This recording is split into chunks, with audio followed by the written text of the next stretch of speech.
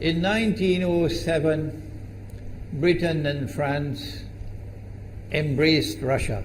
They used honey, in a triple alliance, Britain, France and Russia. And the honey that they used to trap Russia was that if we win the war that's coming with the Ottoman Empire, you will get Constantinople, which is what Russia wants. But they promised Russia one thing through the front door, and they took it back through the back door, like what they did to the Arabs. These are people with PhDs in deception. If they tell you that the sun is shining, don't believe them. Go outside and look up in the sky, see whether the sun is shining.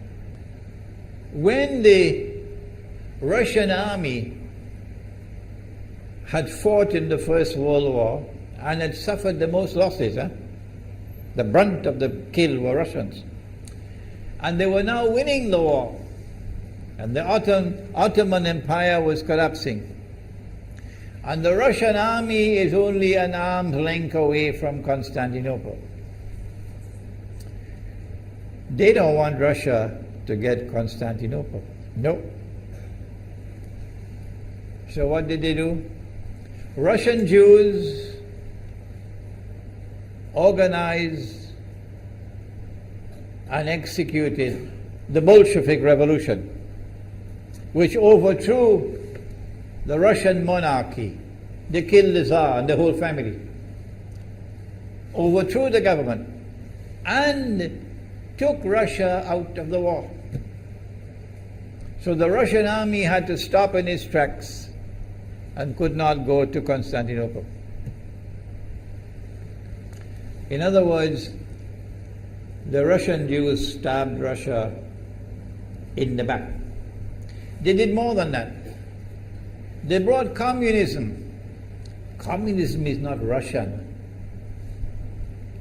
These dum-dums don't understand that. Communism was created to destroy Russia. Why don't these dum-dums understand it? Communism is not Russian. Communism was created to destroy Russia, to destroy the Russian Orthodox Church. So they brought communism in the Soviet Union.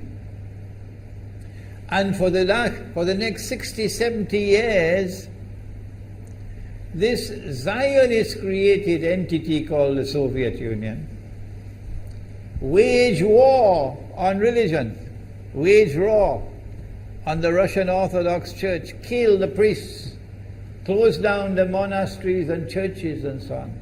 60, 70 years.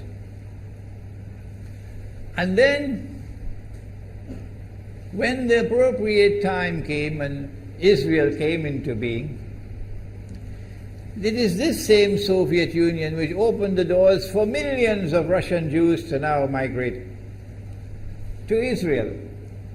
If you go to Israel today, you might believe you're in Russia. So many people speaking Russian. These are the Russian Jews. And then the Soviet Union, 6 years after Israel came into being, did something strange and mysterious. Crimea is Russian territory. Crimea is a part of Russia. The Soviet Union decided to give Crimea as a gift to Ukraine. Why did they do that? The historians don't tell you. So let Imran tell you. They gave Crimea to Ukraine in order to stab Russia in the back one more time. Because if Russia loses Crimea, it will enhance Israel's security. The Russian Navy is based in Crimea. And there's a straight line from Crimea to Constantinople. To get out of the Black Sea and to get into the Mediterranean Sea, you got to pass through the Bosphorus. And the city of Constantinople is located right there on the Bosphorus. So they gave Crimea as a gift to Ukraine. They never bothered to consult the people of Crimea and get their consent. No. They never bothered to seek the permission of the Russian people. No. But Washington doesn't want to hear that. The foolish man who now sits in the White House of the United States, the foolish man who would like to pretend that he's a man of wisdom, he doesn't want to hear. But what are the rights of the Russian people? Were they not violated? Do they not have the right to correct Iran and recover the territory which was unjustly taken away from them on Israel's behalf? Obama doesn't want to hear that. It's inconvenient for them. But in this masjid, we will expose whether it's convenient to you or not. They did more than that. Not only did they give Crimea to Ukraine, but earlier on they gave eastern Ukraine. Eastern, part of it is now eastern Ukraine was Russian. It was Russian. And the Soviet Union gave it as a gift to Ukraine. Why is it being given to Ukraine? Answer is that when the proper moment comes, the same people who brought the Soviet Union into being now have a method by which they can cause it to collapse.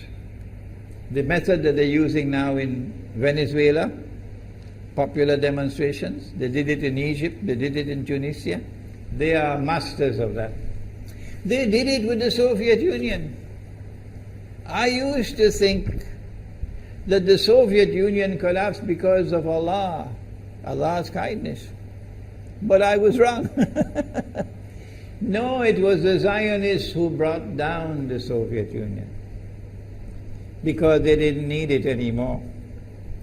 Like tomorrow they wouldn't need you anymore, Saudi Arabia. And they wouldn't need you anymore, Islamabad. When will you understand that? They'll just throw you to the dogs. You served them long enough. So they brought down the Soviet Union. Why? So that Ukraine might emerge as an independent state. That's danger for Russia. They prepared the way. And now Ukraine emerges as an independent state. So the rope is around Russia's neck now. And from that day, when the Soviet Union collapsed, until yesterday, the relationship between Russia and Ukraine was always problematic. But the people of Ukraine still had the good sense and wisdom to appoint a government that was pro-Russian. The Zionists decided it's time for us to use our, the street demonstrations. And last October, November, December, the world witnessed Caracas all over again. And eventually, the Zionists got what they wanted. You have the money, and you can send in your special people, snipers who will kill, and so on, throw petrol bombs and so on. And eventually they got what they wanted. They created enough havoc.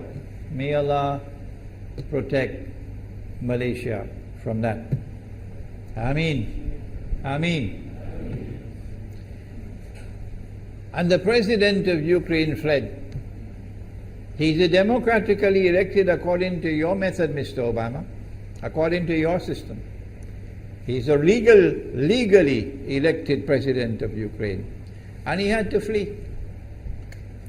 And these hypocrites in Washington and London and Paris who would like us to believe that they are honorable men. They are not. Instead of standing on the side of the legally appointed president and demanding the rule of law, they all showed their colors as hypocrites in immediately recognizing the new government in Ukraine. The new government in Ukraine is anti-Russian. That's what they wanted.